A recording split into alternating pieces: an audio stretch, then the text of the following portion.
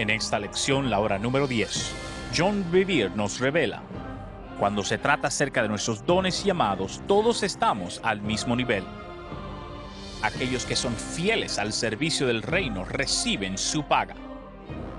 Y en la forma en que multipliquemos nuestros dones va a determinar lo que vamos a recibir como galardón. Y el nuevo cielo y la nueva tierra. Estas verdades, ahora en esta sección, multiplicación, parte 1. Estamos iniciando la hora número 10 y estamos realmente acercándonos al cenit. ¿Puede decir amén? Y hemos tenido un tiempo increíble. Estuvimos hablando del capítulo 11 acerca cómo edificar la casa exacta para Dios. Tú nunca estás tarde para entrar en la voluntad de Dios. A veces las personas dicen, oh, lo dañé, Dios hizo esto y aquello. ¿Sabes qué? Él sabe el fin desde el principio. Él sabía que ibas a cometer errores, hasta pecado. Pero vi que se arrepentían desde el principio y por eso continuó mi plan con ellos. Así que nunca es tarde para entrar a la voluntad de Dios. Así que nunca se te olvide. Puedes decir amén a eso. ¿Qué fue lo que te dijo Dios? Eso es lo que yo puedo edificar para construir mi casa. Aquel que es contrito y humillado y que tiembla mi palabra. La palabra contrito significa listo para arrepentirse. Así que digas rápido al arrepentirse. Aparte de Cristo, arrepentimiento es la palabra más hermosa que existe en el Nuevo Testamento. Y para muchas personas no entienden la palabra arrepentimiento porque lo ven desde la perspectiva del Antiguo Testamento. Lo ven como tirarse en cenizas, pero tengo noticia. Arrepentimiento significa un cambio de mente y corazón. Esa es la forma en que tú ves las cosas y de repente la sabiduría de Dios viene y ¡wow! Voy a abandonar mi forma de ver las cosas y voy a tomar la sabiduría de Dios. Eso es arrepentimiento y puede suceder con muchas lágrimas, pero yo lo he visto también sin lágrimas. Es una transformación del corazón en la que yo digo, dejo de hacer mi cosa y quiero hacer la de Dios. No amas a Dios tú tremendamente. Yo estoy enamorado de Dios, amén. En esta noche vamos a hablar del capítulo 10. Y este capítulo trata con la idea de la multiplicación. Diga multiplicación. Quiero leerte unas cuantas escrituras, pero vaya conmigo a 1 Corintios capítulo 15. Y ahí vamos a iniciar en esta noche. Estoy tan emocionado.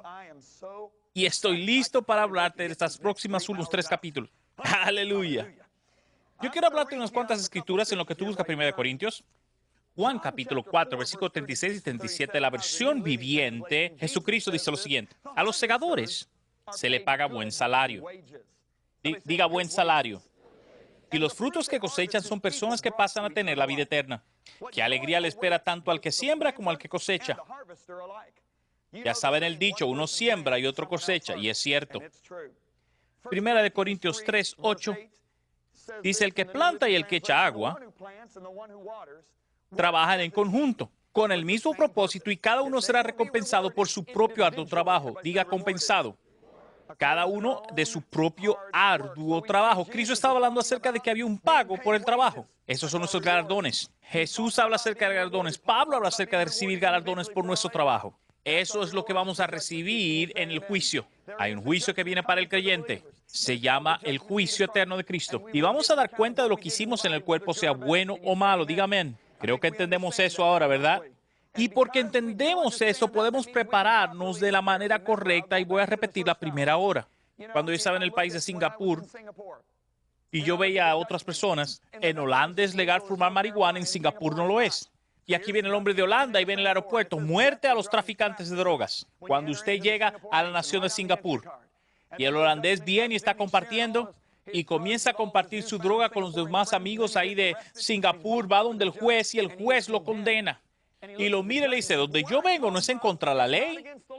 Y el juez le dice: en Singapur es contra la ley y por eso usted es culpable. ¿No es sabio que tomemos tiempo para escuchar la voluntad de Dios? Para que podamos ir al trono del juicio con confianza, porque podemos estar ahí. Ir al juicio con confianza, ¿cómo? Al madurar y perfeccionar el amor de Dios en nosotros. Diga amén. El amor de Dios madura, ¿de qué forma en nosotros? Al mantener su palabra. Diga conmigo: obedecer su palabra. En segunda de Juan dice, esta es la voluntad de Dios, que obedezcamos sus mandamientos, que sigamos la verdad de la palabra de Dios, es lo que perfecciona nuestro amor, y el amor, eso que hacemos, es lo que nos da confianza en el día del juicio. Dígame, amén. Vamos a hablar de paga y galardones. ¿O está emocionado? ¿Está listo? Ok, ahora, cada uno de nosotros tiene una responsabilidad distinta, pero todos nuestros llamados deben producir resultados. Y un resultado es vidas siendo impactadas eternamente. Lo voy a decir una vez más. Cada uno de nosotros tiene distintas responsabilidades. Tenemos llamados distintos. Pero todos nuestros llamados producen un resultado junto, que es vidas impactadas. Muchas personas piensan que solamente los ministros que han ganado miles y millones de almas van a estar al frente de la fila en el cielo, pero le voy a mostrar a usted que esa no es la verdad.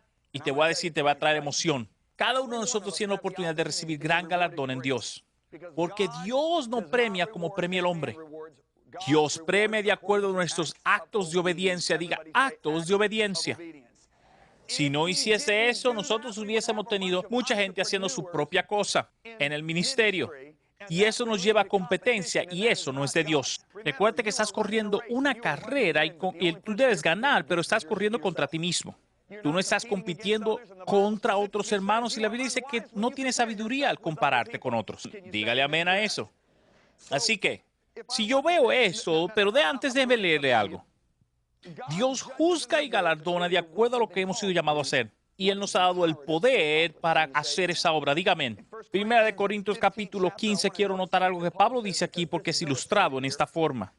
Pablo dice, versículo 9, porque yo soy el más pequeño de los apóstoles. Y yo quiero que ponga atención. Este libro fue escrito en 56 después de Cristo, 10 años antes de que Pablo fuese decapitado. Ya él ha tomado sus viajes misioneros, ha plantado más iglesias que cualquier persona en todo el mundo. Tiene iglesias en Asia y en Europa. Sin embargo, él dice, soy el más pequeño de los apóstoles. ¿Cuántos de ustedes saben que no puedes escribir humildad falsa, porque humildad falsa es decepción en las Escrituras? No es una frase para decir, oh, sí, yo soy muy humilde y todos van a ver que yo soy humilde.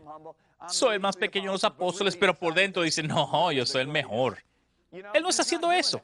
No puedes hacer eso y escribirlo en las Escrituras. Si esa no fuese la forma verdadera en que él se viera a sí mismo, Dios no le hubiese permitido escribir esa frase en la palabra de Dios. ¿No es eso verdad? Así que él realmente se veía como menos que otros, pero tenía más frutos que otros. ¿Cómo escribe eso? Próximo versículo. Pero por la gracia de Dios, versículo 10, soy lo que soy. Pero por la gracia de Dios soy lo que soy, y por su gracia no ha sido en vano conmigo. Antes he trabajado más que todos ellos. En otras palabras, yo he trabajado más que los otros. Mira lo que dice, pero no yo, sino la gracia de Dios conmigo. Parece como si estuviera hablando de dos cosas distintas. Sí, yo tengo más trabajo que otros, pero yo sé que lo produjo, que fue la gracia de Dios en mí. Pablo pudo separarse a sí mismo de la habilidad y la gracia de Dios que él había puesto en él. Pablo se dio cuenta que no hay nada de valor eterno que él podía hacer, que Dios no le dio la capacidad de hacerlo. Eso lo mantuvo en humildad. Diga humildad. Hablando de mi propia experiencia, yo recuerdo en el año 1992, Dios me dijo, John, yo quiero que tú escribas. Y yo recuerdo cuando Dios me habló y me dijo eso, yo le dije, ¿cómo escribir? No, pero si a mí no me gusta la literatura. Pero después de pensarlo y comenzar a escribir, ahora mis libros han sido traducidos a más de 35 idiomas y he vendido más de millones de libros. Y muchas veces las personas vienen donde a mí y me dicen, ¿sabes qué, John? Tu habilidad de literatura idiomática en el bachillerato deberían ser tremendo porque tus libros son buenísimos. Y yo solamente me río, porque yo saqué una nota súper baja en literatura. Ok, pónganse así, yo tenía que sacar 800 puntos y de 800 saqué 370 en idioma inglés. Yo fallé. Y es por eso que yo fui a otra universidad y estudié ingeniería, porque en esa universidad los ingenieros no tenían que tomar literatura ni el idioma inglés. Y la gente viene de mí y yo me río. Yo le digo, si supieras. Me tomaba 2 horas escribir una página solamente. Escribía una frase, la tiraba, escribía una frase, la tiraba. Tú conoces la historia, uno se sienta ahí, está tan disgustado con su profesor de idiomas. Ni modo. Yo me río y pienso, si tú supieras. Yo escribo cada palabra que está en los libros. No hay ningún escritor escribiendo por mí. Yo escribo todo lo que está en esos libros y creo que llevo 10 o 12 libros. Este es el libro número 11. Y a veces yo estoy ahí en el hotel escribiendo y salto y digo, ¡wow! Eso es buenísimo. Ahora tú puedes pensar, ¿cómo puedes ser tú tan arrogante? Tú tienes que entender que nadie sabe más que yo quién fue que escribió esos libros. Yo simplemente fui el primero que tuvo la oportunidad de leerlos. Así que yo entiendo la gracia de Dios. Me puedo separar lo que mi persona de la gracia. Que la gracia me da la habilidad de hacer lo que he sido llamado a hacer. Pablo dice, ¡ay de mí si no predico! Si lo predico gratis, entonces tengo un galardón. Pero si no, me ha sido confiado con la administración de ese don y tengo gracia para hacerlo, debo hacerlo. Ahora, yo recuerdo que estaba en una entrevista una vez y fue en una cadena nacional acerca de mis libros. El hombre que me estaba haciendo la entrevista, íbamos a estar hablando acerca de los mensajes que están contenidos en los libros. Pero por alguna razón el hombre decidió enfocarse en mí. Y yo estaba bien incómodo. Y miré a mi corazón y dije, Espíritu Santo, ¿qué hago? Y el Espíritu Santo me dio Eclesiastés 3:15, un versículo que le mencioné en la sesión pasada. Así que yo miré al entrevistado y le dije, ¿sabes qué? La Biblia dice que todo lo que Dios hace va a ser para siempre. Nada se le puede agregar y nada se le puede quitar. Dios lo hace para que los hombres le teman. Aquello que fue ya es y lo que ha de ser fue ya y Dios está ahora lo que pasó y los hombres. Miré al entrevistado y le dije, ¿sabes qué? ¿Sabe por qué me tienes en tu programa? Es porque yo he vendido muchos libros. Y le dije, hay miles, cientos y cientos de miles que son pastores de iglesias de 3,000, de 500, 700, en áreas rurales en todo el país. Esos hombres son tan obedientes a la voluntad de Dios y hacen lo que Dios le llamó a hacer. Pero tú nunca lo pones a ello en tu programa. La razón por la que me tienes a mí es porque Dios me ha dado un llamado para hacer lo que es único, pero también ellos. Le dije, ¿sabes qué? Muchos de esos pastores van a estar en las filas del frente en el cielo, porque ellos han sido obedientes al llamado de Dios en sus vidas. Cuando yo veo lo que Dios me ha llamado a hacer, Dios me dice, no le puedes agregar nada. Lo único que sí puede hacer es dañarlo. Eso me causa temor. ¿Te das cuenta que Dios tiene un llamado sobre tu vida y lo único que tú puedes hacer es dañarlo? Y cuando tú te das cuenta de eso, te libera del orgullo completamente. Porque de repente te das cuenta, yo no puedo mejorar en el llamado de Dios, todo lo que puedo hacer es dañar el llamado. Esa revelación me trajo libertad ese día. Y luego me di cuenta que esto va de Él y no de mí. Todo lo que tengo que hacer es ser un siervo obediente. Y sabes que sé valiente en tu obediencia, pero sé un siervo obediente. Amén. ¿Puedes decir amén? La iglesia de Dios, nosotros somos el ejército de Dios en la tierra. ¿Cuántos saben eso? ¿Verdad? Todos tenemos posiciones, tenemos rangos y dones para completar eso. Yo recuerdo hace varios años atrás, mi esposa me despertó a las 4 de la mañana, vino corriendo a la habitación y me dijo, John, despierta, despierta. Yo miré al reloj y le dije, wow, ¿qué pasó? Y ella dijo, John, acabo de tener una visión, estaba en la habitación orando y Dios abrió mis ojos y vi un ejército glorioso, inmenso. Y ella dijo, este ejército caminaba en perfecto orden y rango. Ella dijo, cada uno de los soldados de este ejército conocía cuál era su lugar y no quería el lugar de otro.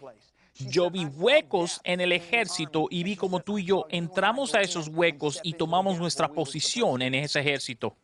Y John, cada uno de ellos tenía su cara mirando a un ángulo de 45 grados y cuando daban vuelta, no miraban a otro para dar la vuelta. Tú ves, cuando tú tratas de dar la vuelta, miras a alguien. Ella decía, miraban hacia arriba y daban vueltas. Cada uno de ellos tenía sus ojos en Cristo. Y yo estaba tan emocionado cuando ella compartió eso conmigo. El comentario que me llamó la atención fue que ella dijo, es que nadie deseaba la posición de otro. ¿Entiendes? Ahora déjeme decir esto. Proverbios 24:3 dice que con sabiduría se edifica la casa. Repita después de mí, con sabiduría se edifica la casa. Estamos hablando de casa, ¿verdad? Las escrituras. Estamos hablando acerca de edificar casa. Con sabiduría se edifica la casa, ¿verdad? Pero la Biblia dice que hay dos tipos de sabiduría. ¿Entiendes? Así que cada momento que estamos edificando, La pregunta es, ¿con qué sabiduría edificamos? Vaya conmigo a Santiago capítulo 3 para mostrarle. Santiago 3. Vaya ahí, Santiago 3.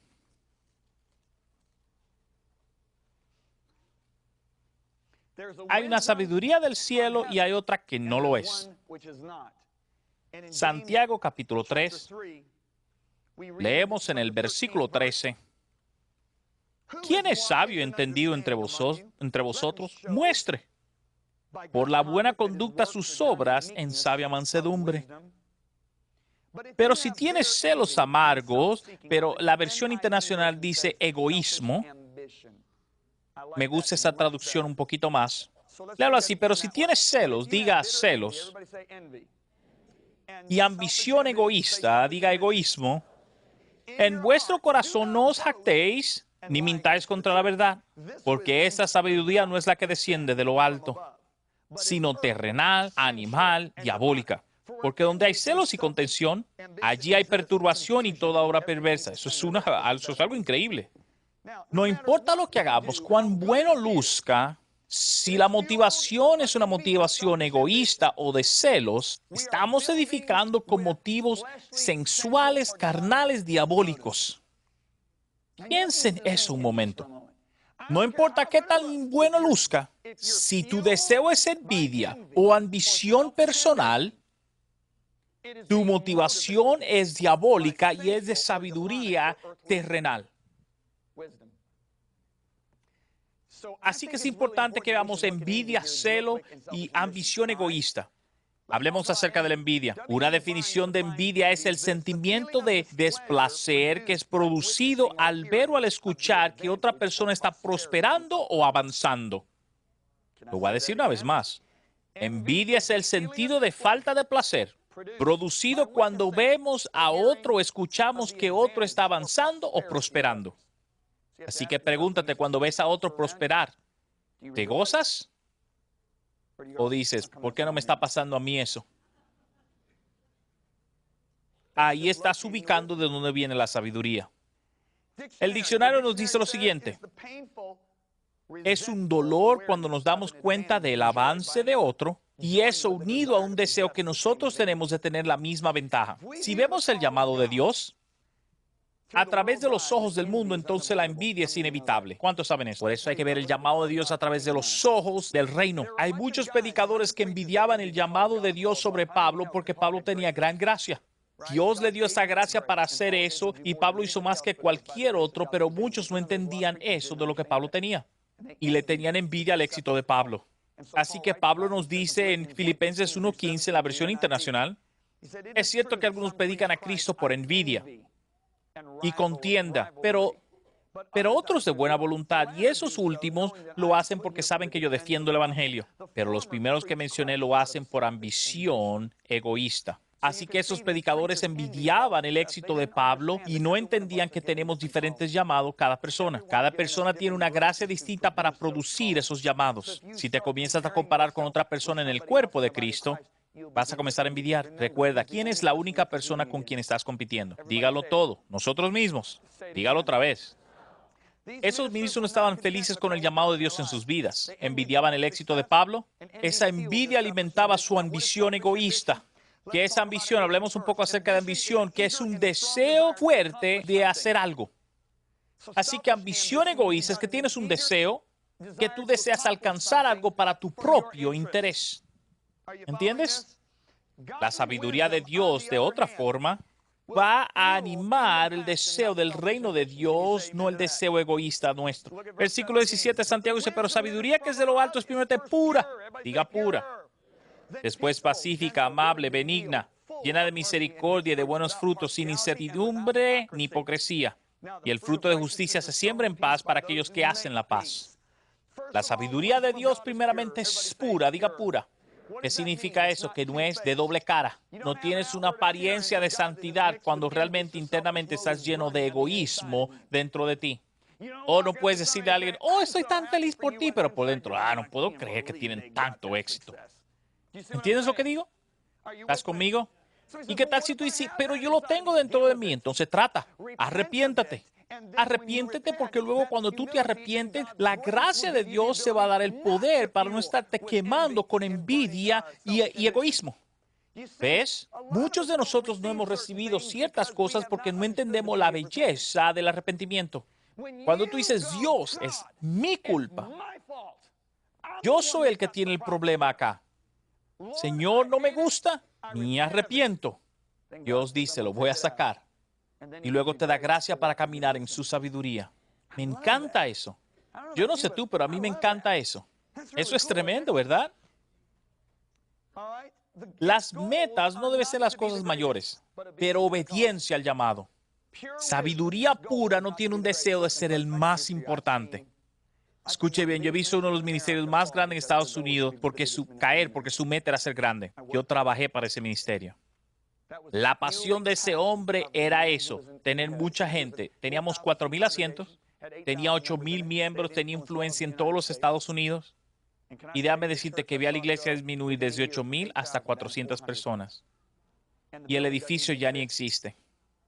Tuvieron que destruir el edificio de la iglesia porque se había llenado de moho, literalmente. Pero el deseo era, somos los mejores y los más grandes. ¿Estás aquí? Yo lo vi cómo destruyó a esa persona. Déjame decirte algo. En los últimos días, el ejército de Dios van a ser un ejército sin rostro. En otras palabras, nuestro deseo no es la posición de otra persona. Su meta no es ser el más grande, sino el ser obediente. Su gozo es avanzar el reino donde quiera que esté. Eso es sabiduría de Dios. ¿Estás conmigo? Siempre se regocija en el hecho de que el reino de Dios está siendo edificado. Ese es Juan el Bautista. Juan el Bautista dice, yo debo menguar para que él aumente. Ese deseo debemos tener. Siempre se enfoca en el bien de otros. La sabiduría de Dios tiene paz, no está luchando, no critica, no domina, no es controlante, no es controlante. La raíz y el motivo es ver a otro caminar en la completa divinidad y llamado de Dios. Muchas personas aman el ministerio y toleran a la gente. Y hay otros que aman a la gente y ven al ministerio como un vehículo para servirles. ¿Puedo decir eso otra vez? Hay aquellos que aman el ministerio y toleran a la gente, pero hay otros que ven el ministerio como el vehículo para servir a las personas. La sabiduría de Dios ve al ministerio como el vehículo para servir a la gente. Aquellos que aman el ministerio y toleran a la gente no operan con sabiduría divina. ¿Entiendes lo que digo? La sabiduría que es de lo alto es primeramente pura, pacífica, llena de misericordia. Diga también benigna. La versión internacional dice que se sujeta. Me gusta eso. La sabiduría de Dios está feliz al estar sometida bajo autoridad, especialmente a la autoridad delegada de parte de Dios. ¿Entiendes? Ve el cuadro más grande. La gente que se somete a autoridad divina porque camina en la sabiduría divina van a recibir el mayor galardón. Yo a veces siento bien mal por pastores asociados que dividen a las iglesias y se llevan a la gente con ellos. Esposas que no se someten a sus maridos, empleados que no se someten a sus jefes. ¿Qué sucede cuando se sometan al juicio? Va a ser algo que te va a sorprender. Ahora, aquí es que la cosa se pone buena. He estado deseando eso. En el Evangelio vemos dos parábolas muy similares. ¿Entiendes? Para cada uno ilustra, pero antes de entrar en eso, esas dos parábolas en el Evangelio siempre se ven como la misma parábola, pero no lo son. Por años yo vi estas parábolas como si fuesen la misma. Y cuando estaba escribiendo este libro, el Espíritu Santo me abrió los ojos y me dijo que no son la misma. ¿Ok? La primera de la cual quiero hablar es la parábola de los talentos. Diga conmigo talentos.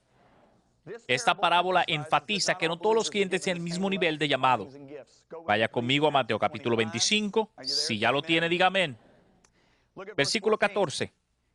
Porque el reino de los cielos es como un hombre que yéndose lejos llamó a sus siervos y les entregó sus bienes.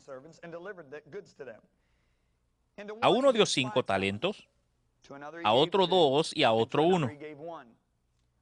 Y a cada uno conforme a su capacidad y luego se fue lejos. Ahora hay mucho aquí que debemos ver, ¿ok? Antes que todo, un talento es una medida de dinero, por eso es una parábola. Lo que Dios nos está comunicando no es tanto acerca del dinero, porque es una parábola cuando estamos hablando de esto. Lo que Él está diciendo es que cada uno de estos hombres recibieron diferentes niveles de llamados y diferentes niveles de dones. ¿Entiendes? Hay ministerios que Dios pone a un nivel de un llamado y don que va a alcanzar naciones y multitudes. Y hay otros ministerios que Dios pone un llamado sobre ellos que va a alcanzar a miles en una ciudad. Y ahora hay otros ministerios que Dios le da un llamado y un don para alcanzar a cientos en un área rural. ¿Entiendes? Son distintos niveles. Y note que dice que Dios le da a cada hombre de acuerdo a su habilidad. ¿Puedo hacerte una pregunta? ¿Quién te dio tu habilidad? En otras palabras, no te sientas que porque tener más talento significa que eres especial, porque no hay nada que tú tengas que no se te fue dado. Ponlo de esta forma, no hay nada eternamente bueno que no se te entregó a ti. Todo lo que es eterno y es bueno se te dio por alguien. Diga amén. Un buen lugar para gritar amén. Porque 1 Corintios lo dice bien claro. 1 Corintios 4:7 dice, ¿qué te hace distinto de otro? ¿Y qué tienes tú que no recibiste? Me encanta ese versículo. ¿No te encanta? Te digo que la palabra de Dios es buenísima. Fíjese, hay escritores que Dios puso un nivel sobre ellos que están alcanzando millones internacionalmente. Y hay otros escritores que alcanzan miles nacionales. Y otros escritores que alcanzan tal vez miles en su comunidad, cientos. Simplemente son distintos niveles de talento. Hay administradores de iglesia que yo he visto que tienen el talento para administrar iglesias grandes, mega iglesias de 20,000, de 15,000 personas. Hay otros administradores que Dios ha llamado para trabajar junto con los líderes, que tienen el talento para poder ayudar a ministerios a mediados. Y hay administradores que son llamados a administrar en ministerios más pequeños. Pero todos los talentos fueron dados por Dios, ¿entiendes? ¿Puedes decir amén? Ahora, la primera cosa que debemos entender es que a todos los siervos se les fue dado algo. No hay siervo que no se le dio talento. Cada uno tiene un llamado, cada uno tiene talentos que van a ir de acuerdo con ese llamado. Puede decir amén.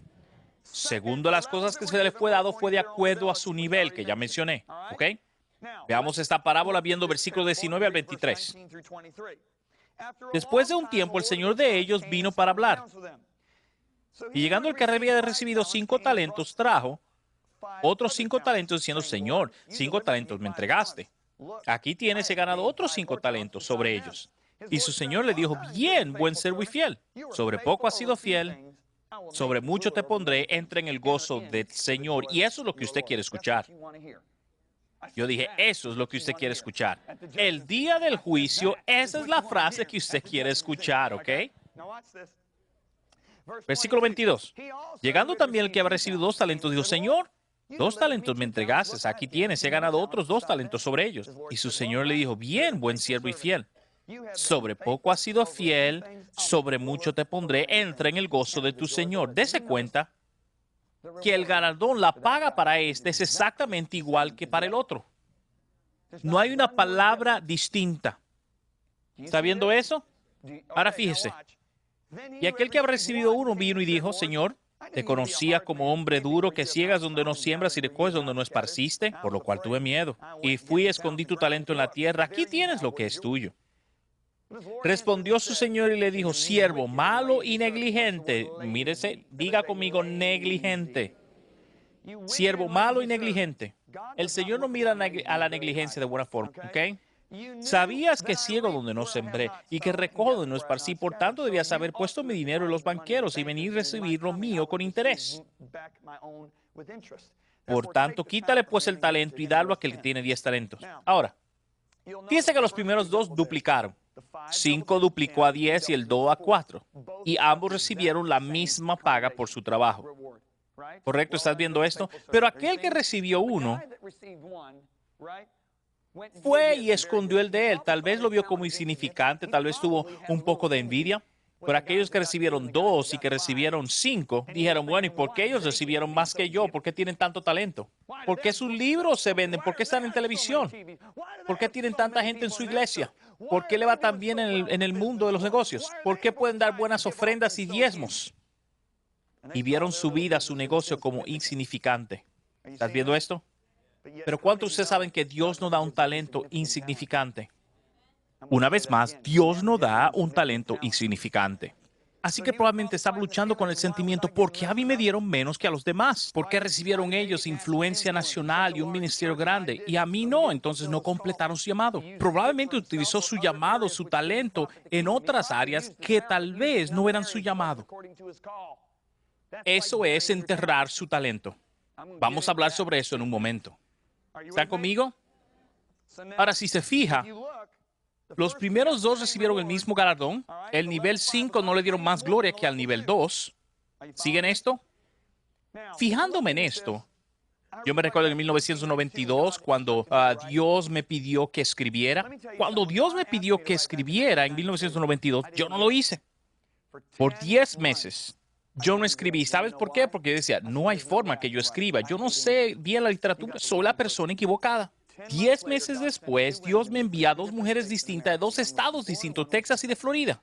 Y dentro de 2 semanas cada una, y ambas me dieron la misma palabra. John, si tú no escribes lo que Dios te dice que escribas, Él le dará el mensaje a otra persona y tú serás juzgado.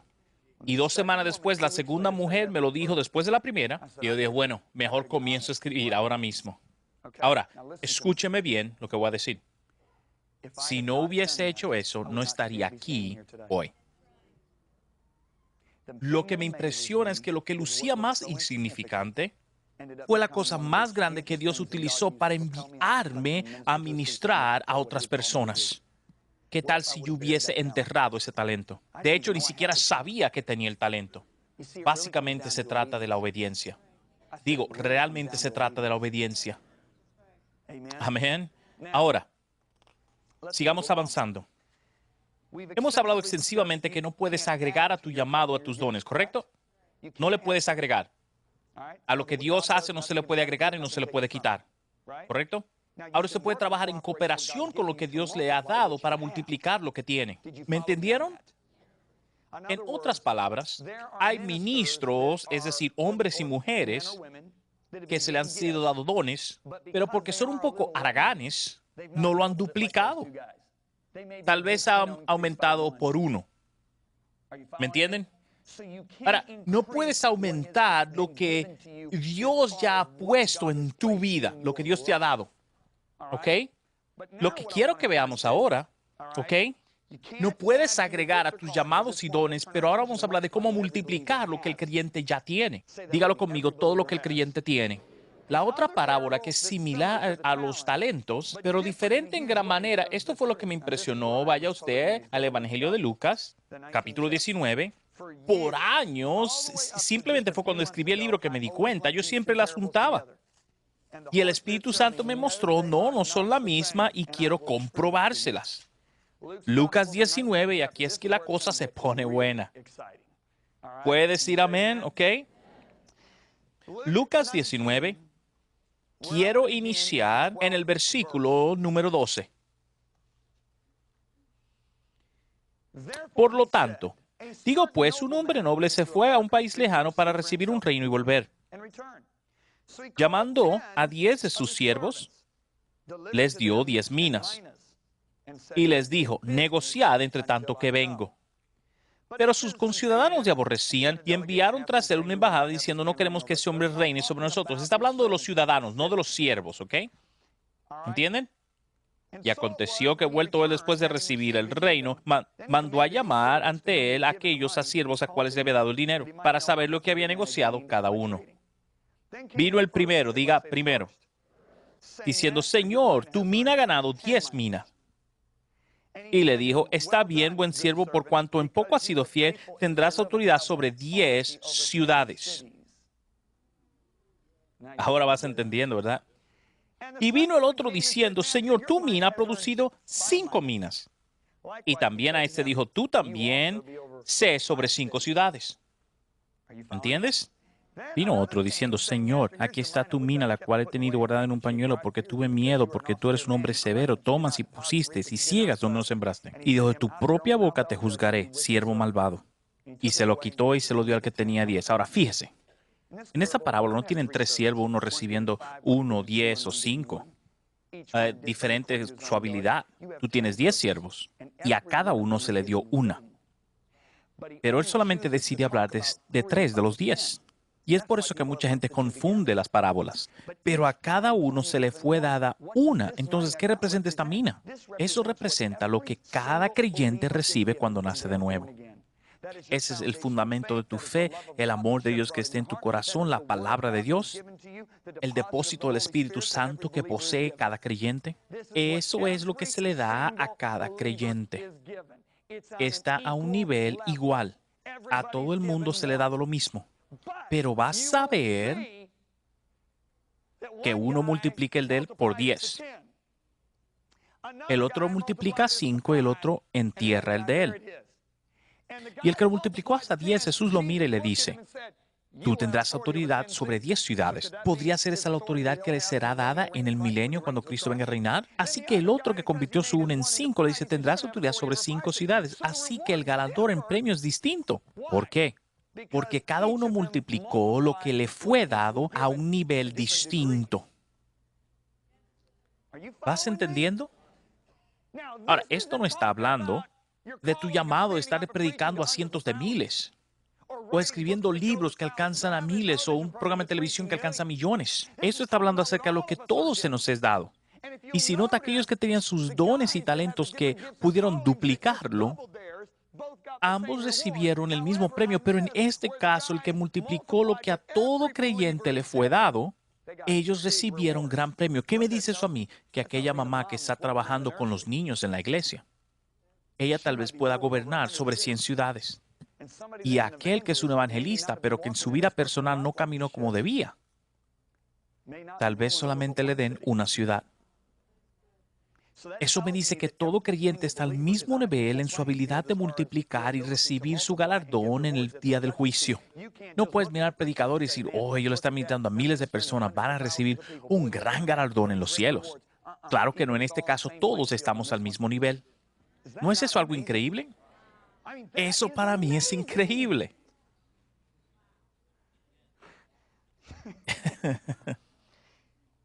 Bueno, esto me emociona.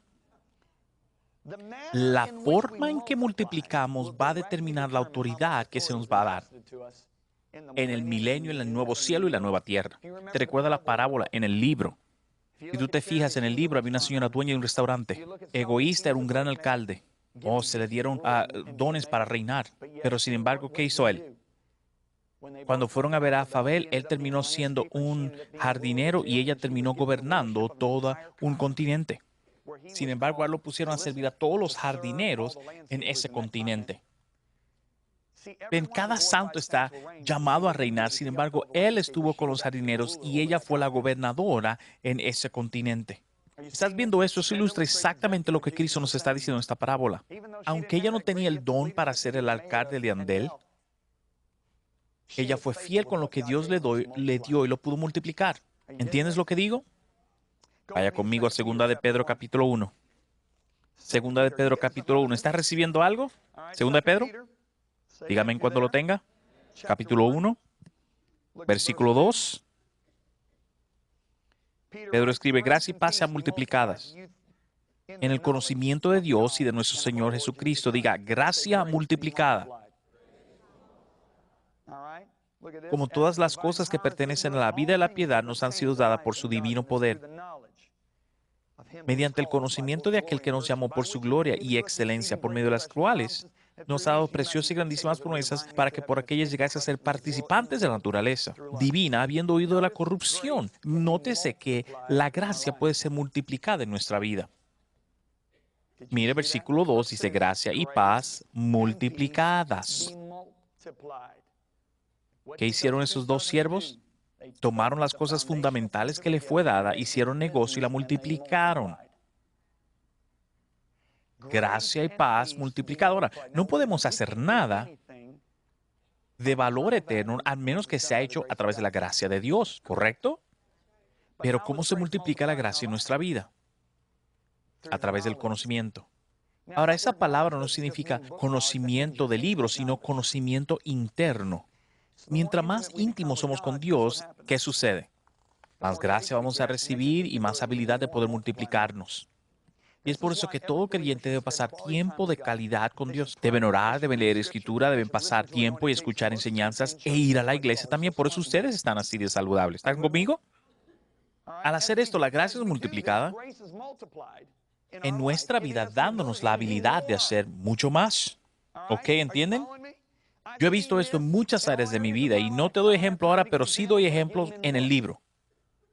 Mientras que he crecido en el conocimiento de la palabra de Dios, tengo la habilidad de hacer mucho más cosas en menos tiempo. Es como tener un hacha, pero si el hacha no está afilada, me toma todo el día cortar un árbol. Pero si afilo el hacha, puedo poner el mismo tiempo y energía y cortar más árboles. Cuando solamente podía cortar un árbol, ven la gracia y paz, cuando es multiplicada, al entrar en su palabra y al entrar en oración, nos afila como en esa hacha. Se lo voy a mostrar, venga a ver. Proverbios 9, 10 y 11 en la versión viviente dice así: el principio de la sabiduría es el temor al Señor. ¿Cómo edificamos nuestra vida? Con sabiduría. A través de la sabiduría se edifica la casa. Esta escritura tiene que estar viva en su corazón. A través de sabiduría se edifica una casa, ¿verdad? Escuche. El temor del Señor es la base de la sabiduría y conocer al santo da por resultado el buen juicio. La sabiduría multiplica, ¿verdad? Estoy emocionado, estoy emocionado. La sabiduría multiplicará tus días y dará más años a tu vida, imagínate. Fíjate, multiplicará tus días y dará más años a tu vida.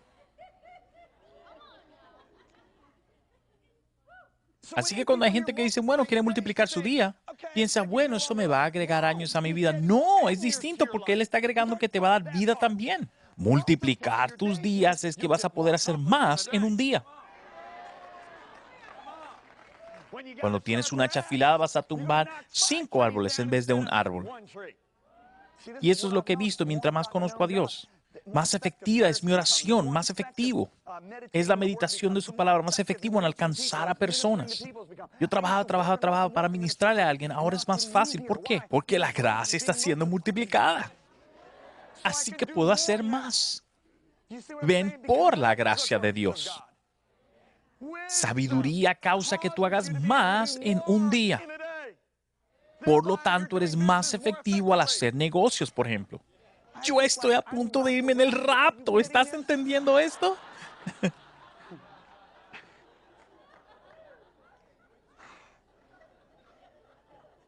Te voy a dar otro versículo, Proverbios 3, versículo 2. Porque largura de días y larga vida y paz serán agregadas a ti. Eso es sabiduría y entendimiento. En otras palabras, la gracia de Dios multiplica nuestro tiempo. Y de eso se trata. Recuerde que la Biblia dice redimir el tiempo. ¿Está conmigo? Bueno, en la próxima hora vamos a comenzar ahí. Apenas estamos a mitad del capítulo 12 del libro. Y le voy a mostrar diferentes áreas en que podemos multiplicarnos en nuestra vida. Eso lo vamos a ver en un momento. En la próxima hora, la hora número 11, John nos muestra el secreto de hacer que sus días sean más beneficiados, los pasos para multiplicar su mina y la importancia crítica de su actitud. Esta enseñanza transformadora en la próxima sesión, multiplicación, parte número 2.